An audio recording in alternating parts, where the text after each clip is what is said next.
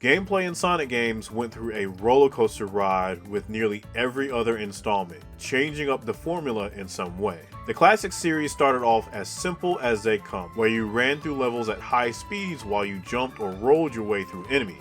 Then the Adventure series came along and added even more gameplay mechanics like the homing attack, light speed dash, and a bounce attack. Eventually, other games started experimenting more and more with what Sonic could do, like wielding a sword to cut hordes of enemies or switching between teammates in a tag team based system. Between many of the Sonic games, most of them handled widely different from another, especially within its combat. When I discussed about Sonic Unleashed in one of my earlier videos, I talked a lot about the Werehog's gameplay, like how it approaches combat and platforming, and how Sega can improve upon that. Let me put this out there to remind you guys that I love Sonic Unleashed. It is one of my favorite Sonic games that I've ever played, right up there with Sonic Generations and Sonic Adventure 2. While there are ideas that I really didn't like about the Werehog, there is honestly a solid foundation for Sega to work with, and I can say the same thing for Sonic Frontiers. But while I do love the platforming that is possible in Sonic Frontiers due to the open zone environment, the thing is that I despise its combat.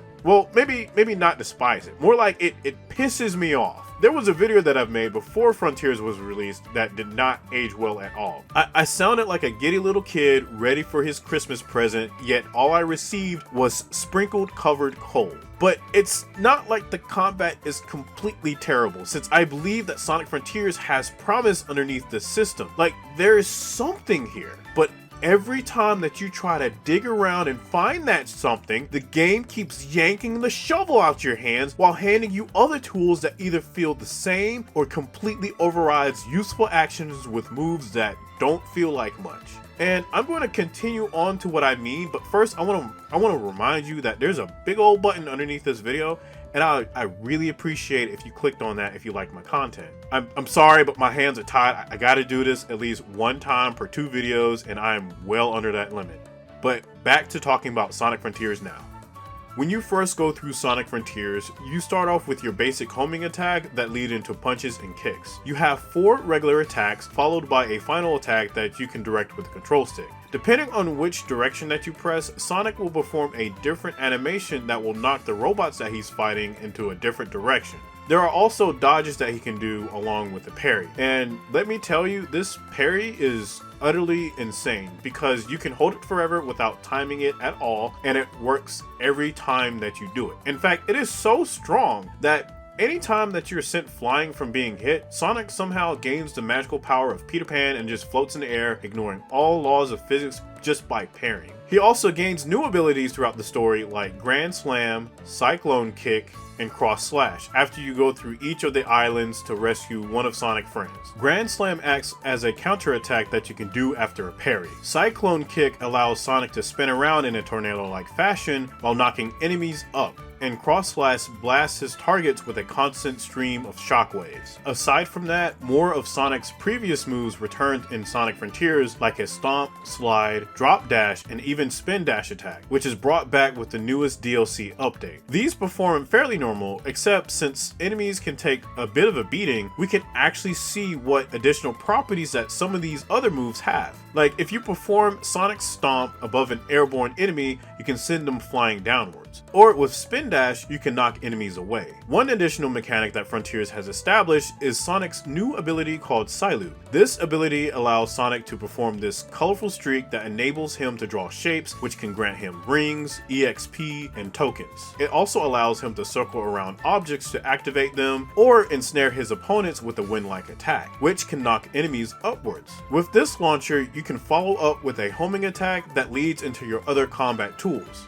Combined with Sonic's movement, especially if you max out his ring counter to go really fast, and the fact that you can customize his handling to appeal to your taste, you can get a decent mileage out of the total amount of options that he has. So wait, if I'm saying all of this, then why exactly the title of this video is extremely harsh about the combat system? It is because of this stupid piece of crap right here. This is the giant elephant in this tiny ass room, and I'm just sweating my ass off. Well, it's not the addition of the skill tree, more like the implementation of it and its skills. You see, in most action games, you have to purchase your moves within a menu shop of some sort. Depending on how much currency that you had, you could potentially pick out whatever that you want, just as long as you had enough for it. When skill trees are involved, you often have a choice between various stats or moves that you wish to use, all of which will force you down a specific tree. Sometimes you're able to ignore this rule completely and purchase whatever that you want, while others will force you down a specific build, but it all depends on the game. Anyway, each ability or move that you purchase will often be a new ability or a better form of an existing ability. It's somewhat rare that certain functions will be entirely replaced with something else. Sort of like how Death in Darksiders 2 gets this flipping jump attack after you purchase it from a shop. Usually when I play games, I don't like acquiring new moves that limit on how I can control my character in a specific setting, but in Darksiders 2, I feel like this one example works well because this move functions just like a jump, and you can bypass this move by shooting with Strife's gun before jumping. Unfortunately for Sonic Frontiers, it handles Sonic's new abilities in the worst way imaginable. The skill tree itself isn't much of a tree, it's more like a stick with 2 branches and some leaves on it. It gives you the abilities for you to purchase without the option to pick what you want to use. The skill tree itself doesn't focus on any sort of build for you to specialize in. It's literally a move list shop that you have to buy attacks in a specific order. I assume this is done for progression purposes, but the more I think about it, the more I just don't understand, man. Nearly all of these moves correspond with the same input of a previous existing ability, such as your homing attack, drop dash, stomp, or even jumping.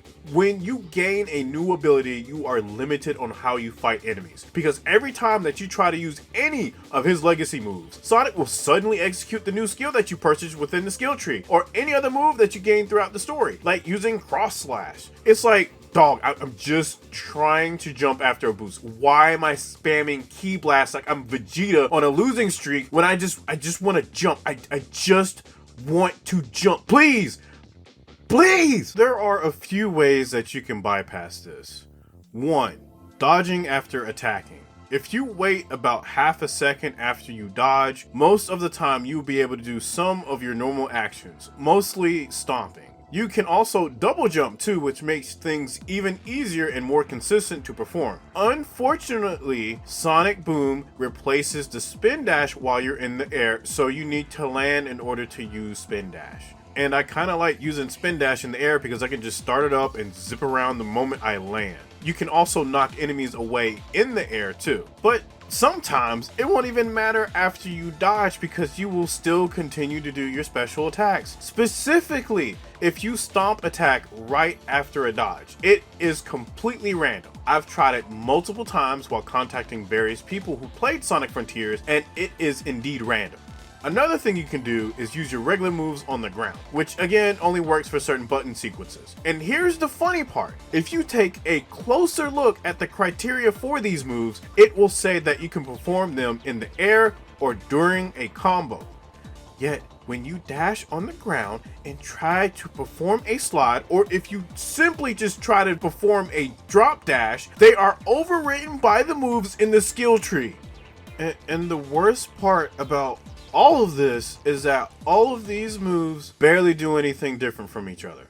Cross Slash is basically a longer range version of Sonic Boom that just rotates around the target that you're locked onto. And then there's Wild Rush, Homing Shot, Loop Kick, and Spin Slash that do absolutely nothing but cause just more damage than a regular attack. There are glorified cutscenes with nothing remotely special about them outside of Stomp Attack and Cyclone Kick.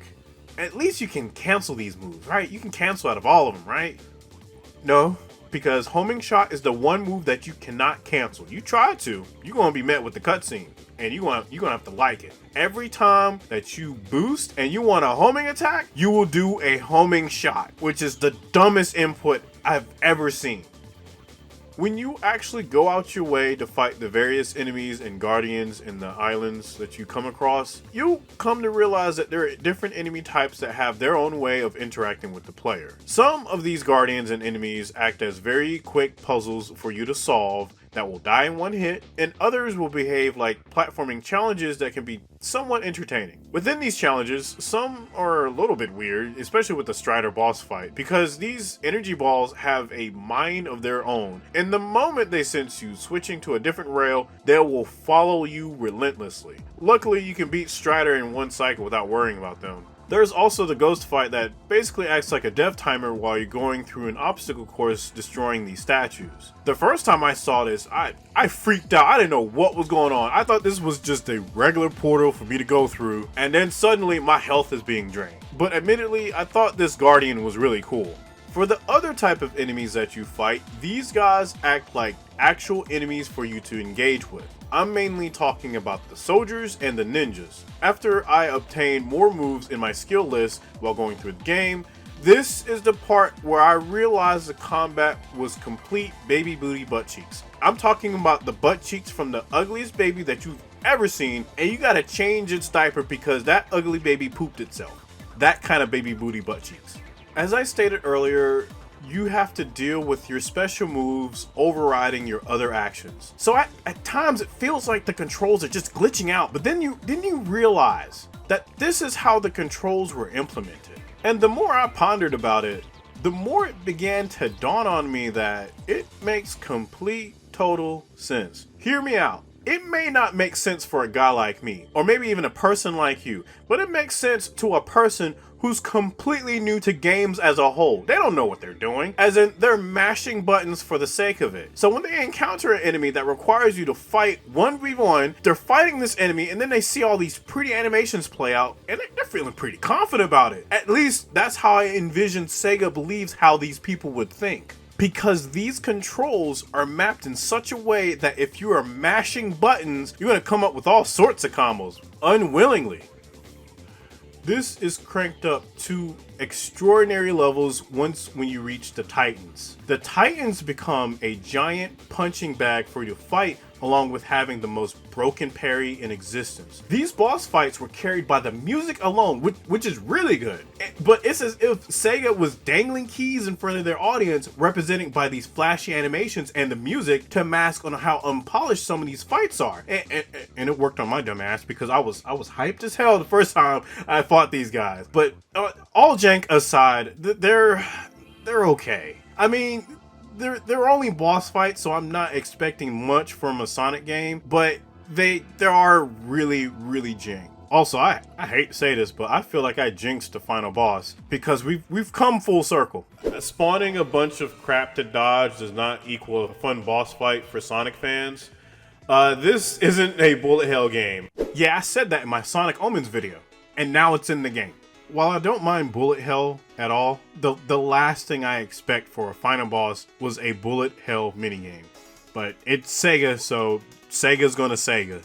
Now, while I know the Sonic franchise has never been a serious series, like, the franchise has never been super challenging or very hardcore with its mechanics, at least to my knowledge. It's always been fairly simple to understand. However, I get incredibly tilted every time I see something that makes absolutely no sense. Not only in really bad action games where the mechanics make absolutely no sense, but in any game. Let me remind you that it is currently 2023. This game was made last year. There is no reason why we should have combat mechanics that it's reminiscent of 2008 beat-em-ups where devs did not have a clear idea of what they wanted to do. And that's only the combat that I'm mostly talking about for this video. I didn't even touch how the controls feel in the cyberspace levels or how bad the drifting feels. I simply rambled on the combat because that's something I enjoy to experiment with. I even made a gameplay video about Spiral the Eternal Dragon on Game Boy Advance ages ago because I saw a ghetto version of style switching in it. That game has 4 buttons. That's how much of a fiend I am for this kind of stuff. And it's crazy because Sonic Frontiers has potential when you work around the problems that I talked about earlier. The way that you have to work around these issues if you actually want to experiment with anything that's remotely useful, you need to not obtain all of your skills. Yes, you heard me. You only need to obtain certain skills so that you can explore with your base abilities more. And if you want to take this even further, you have to make sure you do not level up at all. If you increase the attack power for Sonic, he obliterates everything that he fights. So, for those who would like to mess around and try out combos, you need to avoid doing all of that. Even on hard mode, which is what I played throughout Sonic Frontiers in my first playthrough, the game is really easy when you level up your attack power a lot. The one enemy that actually gave me some trouble was the Strider Guardian, and that's only because of the projectiles that you have to dodge. While these problems exist within Sonic Frontiers combat, at least I can say that this game has more heart compared to Sonic Forces. I am somewhat hopeful for the future of this series, but I'm not entirely sure. Maybe they can iron out some of the bugs and issues for the next game. But right now, I think I am done discussing about Sonic Frontiers. I am ready to go back to my comfort zone and play more action games now. Which means that in my next video, I'm gonna go and talk about another weapon in the DMC series. A weapon that rivals Lucifer in terms of mechanical depth. I hope you guys enjoy this video, and I thank you all for watching. See you next time.